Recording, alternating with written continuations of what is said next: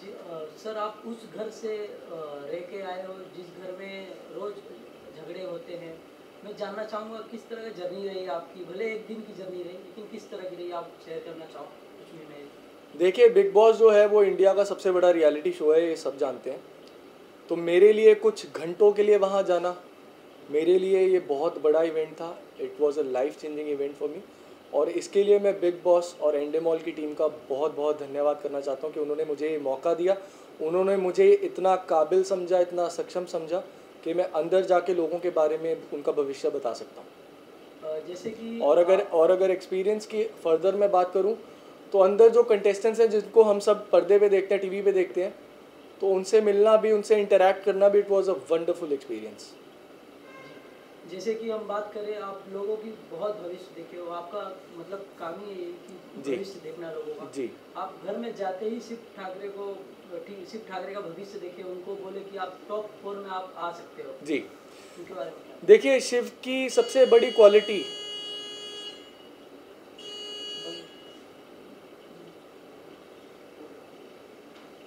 देखिए शिव की जो सबसे बड़ी क्वालिटी है वो दिल से ना, जितने साफ शिव हैं शायद घर में और कोई कंटेस्टेंट नहीं होगा।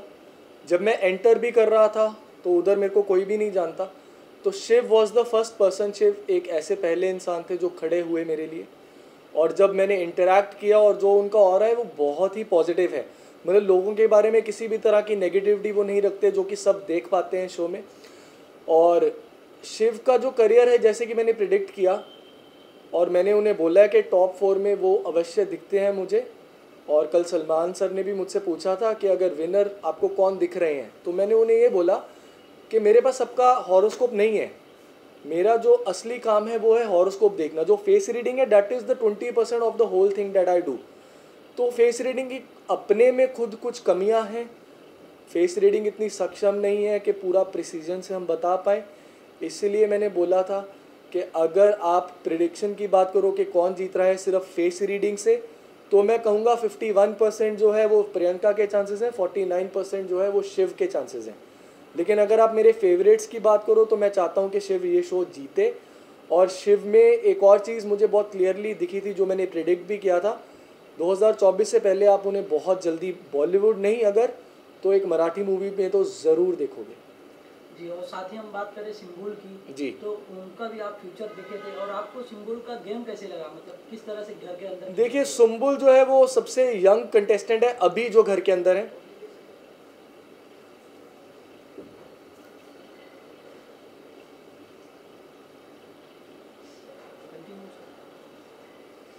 देखिए, सुम्बुल जो है अभी तक जितने भी कंटेस्टेंट रह गए हैं उनमें से सबसे यंग है। उनके बारे में मैंने काफ़ी कुछ अंदर बोला था कि अगर देखा जाए कि उनके पास्ट हिस्ट्री अगर देखी जाए, टटोली जाए, तो बहुत अप्स एंड डाउन्स उन्होंने देखे हैं, और डाउन्स ज़्यादा देखे हैं। इसलिए वो इमोशनली थोड़े से शेकन है। तो मैंने उन्हें बताया था, अगर इमोशनल स्टेबिलिटी, इसी वजह से वो दूसरों में मिक्सअप होने की कोशिश करते हैं। वो मिक्सअप होना गेम के लिए नहीं है, ये मैं बताना चाहता हूँ, लेकिन सब दर्शकों को यही लगता है कि सुम्बुल गेम के लिए सबसे मिक्सअप होती है, अपना फ़ायदा देखती है। लेकिन वो गेम के लिए बिल्कुल भी नहीं है। वो बस अपने आप को बिजी रखना चाहती है, अपने आप को इन्वॉल्व रखना चाहती है घर वालों के साथ, गेम के लिए नहीं।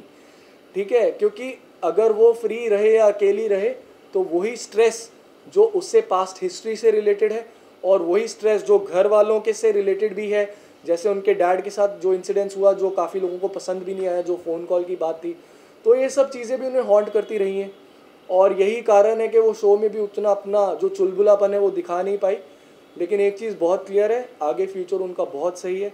इमोशनल टर्मोइल के लिए मैंने उन्हें काफ़ी सजेशंस दिए हैं, जो आपने शो में देखी होंगी। और साथ ही टीना और शालीन का जो फेक लव चालू है, जी। लोग कंफ्यूज रहते हैं कि ये फेक लव है या रियल लव है। देखिए, शालीन की तरफ से जब शुरू हुआ था, उसकी तरफ से काफ़ी हद तक प्योर था, दर्शकों को नहीं लगेगा ऐसा। लेकिन टीना ने बिल्कुल अपनी गेम के एडवांटेज के लिए शालीन को यूज़ किया। स्टैन एक पहला इंसान था जिसने शालीन को साइड पर जाकर बोला था कि टीना जो है इससे थोड़ा दूरी बनाए रखें। बट शालीन को हम अब प्यार में अंधा कहें या गेम के लिए कहें, वापस बार बार इमोशनल सपोर्ट के लिए वो टीना के पास ही गया है। इसका एक रीज़न ये भी है क्योंकि गेम में उसको और कोई दिखा नहीं, टीना ही थी जो जिस पर जो उसके लिए एक सहारा, एक कंधा बनी हुई थी। शालीन को ये बात बहुत देरी से समझ में आई है। और जब मैं शो में गया भी हूँ, मैं भी यही बोल रहा था कि Shaleen, it is a high time, अब आपको अपना खुद का गेम खेलना चाहिए, खुद के स्टैंड्स लेने चाहिए। शालीन का जो सबसे बड़ा फाइट भी जो हुआ है दोनों बार स्टैंड के साथ, उसका कारण भी टीना ही रही है। तो टीना ने अपने एडवांटेज के लिए, आप कह सकते हैं, शालीन को बहुत अच्छे से यूज़ किया, और आगे जाकर मेरे को इनका कोई अच्छा भविष्य नहीं दिखता, ये निर्दोष नहीं रहने वाले। जी, साथ ही प्रियंका और निमृत के बीच में रोज जो छोटे छोटे बात के लिए झगड़े हो जाते जी, हैं, उनके बारे में क्या कहना चाहोगे? देखिए दोनों सिमिलर एज हैं। सबसे पहले मैं ये कहूँगा ज़्यादा एज डिफरेंस नहीं है उन दोनों में, और दोनों कलर्स को ही रिप्रेजेंट करते हैं। तो एक ईगो आ जाना या एक डिफरेंसेस आ जाना बहुत ही कॉमन है, इसलिए उनकी जो लड़ाई है वो डे 1 से शुरू हो गई थी, ठीक है, एटलीस्ट। लेकिन उन्होंने अपनी प्रायोरिटीज़ के लिए एक दूसरे से कभी दोस्ती करते नहीं दिखे हैं। अगर निमृत सिर्फ अपने ब्राउनी पॉइंट्स के लिए, ताकि वो शो में दिखे, प्रियंका से झगड़ रही थी, तो प्रियंका भी इक्वली वापस उतना ही रिवर्ट बैक कर रही थी। और ये रिलेशन उनका जैसा डे 1 से था वैसा आज की डेट में भी है। तो लोगों को एटलीस्ट उस चीज़ की भी रिस्पेक्ट करनी चाहिए कि गेम के लिए उन्होंने अपनी बीच में फ्रेंडशिप कर ली, दुश्मनी कर ली, ऐसा नहीं रहा है। साथ ही सलमान खान सर ने कहा कि प्रियंका भी क्या हीरोइन बन सकती है, आप उनका देखिए ये बहुत बोल्ड प्रेडिक्शन ऑन एयर भी गया है, जो मैंने बिग बॉस के अंदर जाकर मैंने दिया है, घर के अंदर जाकर, कि प्रियंका का भविष्य बहुत उज्जवल है, और घर से निकलते ही बहुत से सरप्राइजेज है जो उनका इंतज़ार कर रहे हैं। बहुत पॉजिटिव वे में मैं बात कर रहा हूँ, पॉजिटिव सरप्राइजेज उनका इंतज़ार कर रहे हैं, और बहुत जल्दी आप उन्हें बड़े पर्दे पे भी देख सकते हैं। बात करें आपको सबसे ज़्यादा मतलब सबसे ज़्यादा बिग बॉस के घर में सबसे ज़्यादा पसंद कौन आया आपको? देखिए जब शो की शुरुआत हुई थी तब निमृत में वो कैलिबर दिखा था, शालीन में भी इक्वली वो कैलिबर दिखा था। लेकिन इन दोनों की गेम, स्पेशली शालीन की, जैसे जैसे दिन बदलते गए वो खुद कंफ्यूज रहे और उन्होंने दर्शकों को भी कंफ्यूज किया। यही बात की सजेशन मैं दे के आया हूँ कि कन्फ्यूजन छोड़ दो, जो असलियत है, जो मैं देख पा रहा हूँ आपके अंदर जो असलियत है, वो शालीन भनौट 5% भी नहीं दिखा पा रहा है शो पे, कि वो कितना टैलेंटेड है, कितना एंटरटेनिंग है। अगर वो दिखा पाए तो शायद लोग उसे विनर भी बना सकते हैं। साथ ही मेरा सवाल आपसे ये भी है कि ऐसा कौन सा खिलाड़ी है जो बिग बॉस के घर से बाहर जाए और उसका फ्यूचर मतलब ब्राइट हो सकता है? देखिए उसमें मैंने निमृत का भी बोला था, उसमें मैंने सुम्बुल का भी बोला था, मैंने शिव का तो बोला ही था, जो आप सबने प्रेडिक्शन सुनी है कि मराठी मूवी वो बहुत जल्दी कर लेंगे 2024 से पहले। टीना को काफ़ी स्ट्रगल करना पड़ सकता है, अगर शोज़ मिलेंगे भी वो उस कैलिबर के नहीं मिलेंगे जहाँ पर बहुत बढ़िया कर रहा है वो शो। मैंने सौंदर्या को बोला था कि वेब सीरीज़ और वीडियो सॉन्ग्स, एक म्यूज़िक वीडियोस आपका इंतज़ार कर रहे हैं, जो कि ऑन एयर नहीं हो पाया, वो भी आप आने वाले टाइम में देख पाएंगे। आपको क्या लगता है बिग बॉस के घर में मास्टरमाइंड कौन है अभी इस समय? देखिए अब मास्टरमाइंड जो है इस समय की अगर हम बात करें, अगर हम पहले की बात करते वो साजिद भैया थे, उन्होंने बहुत अच्छे से गेम को कंट्रोल किया, और इसमें मैं पॉजिटिव वे में ही उनको बोल रहा हूँ। उन्होंने बहुत अच्छे से सभी को कंट्रोल में रखा और हमेशा कोशिश की कि झगड़े ना हो। और मैं नहीं समझता कि बिग बॉस जितने भी सीज़न आए हैं बिग बॉस के 16, ये 16वां सीज़न चल रहा है, कोई ऐसा कॉन्टेस्टेंट जिसको कोई हेट नहीं करता और अपफ्रंट झगड़ा नहीं करता। अर्चना के 1-2 बार इंसिडेंसेस हुए थे साजिद भैया के साथ, लेकिन बाद में वो भी आप देख सकते हैं भाई बहन वाला प्यार उनका आगे निकल कर आया। तो साजिद भैया जो थे उनको आप मास्टरमाइंड कहो या घर में मिक्सअप होना अच्छे से वो कहो, तो साजिद भैया अपनी गेम बहुत अच्छे से खेल रहे थे। अगर हम अभी की बात करें तो शिव एक ऐसी पर्सनैलिटी है जिसको सभी पसंद कर रहे हैं और गेम वो अपने काफ़ी हद तक अपने कंट्रोल से चला भी रहे हैं, तो हम शिव को भी ये बोल सकते हैं।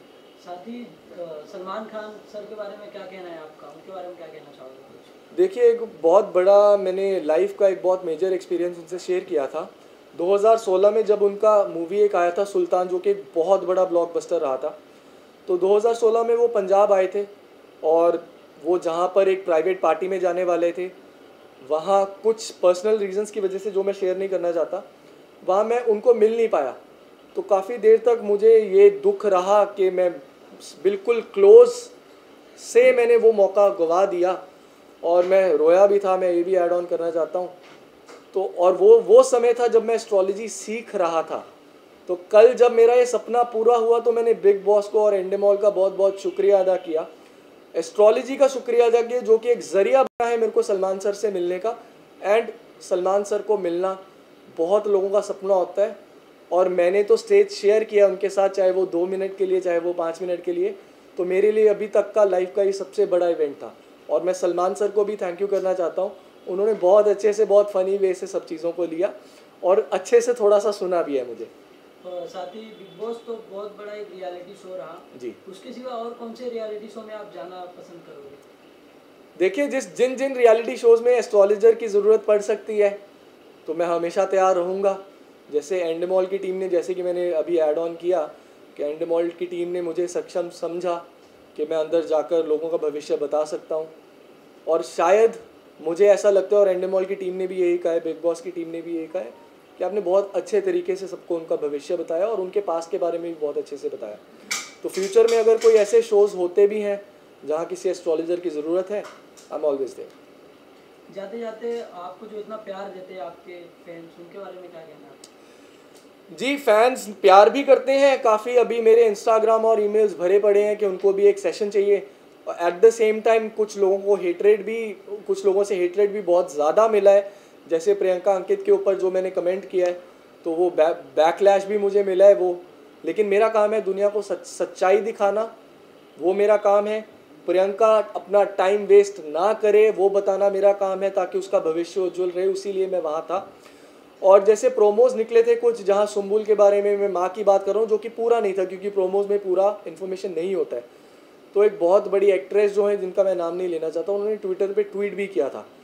लेकिन जब उन्होंने पूरा शो देखा तो उनको समझ में आया कि मैं उनके भले की ही बात करके गया हूँ। And it was not like कि मैं मदर को जानबूझकर शो को टीआरपी देने के लिए मैं मदर का किस्सा छेड़ा था। तो जब उन्हें पूरा एपिसोड देख के समझ में आया, उन्होंने ट्वीट अपने आप ही वापस ले लिया। Thank you sir. Most welcome.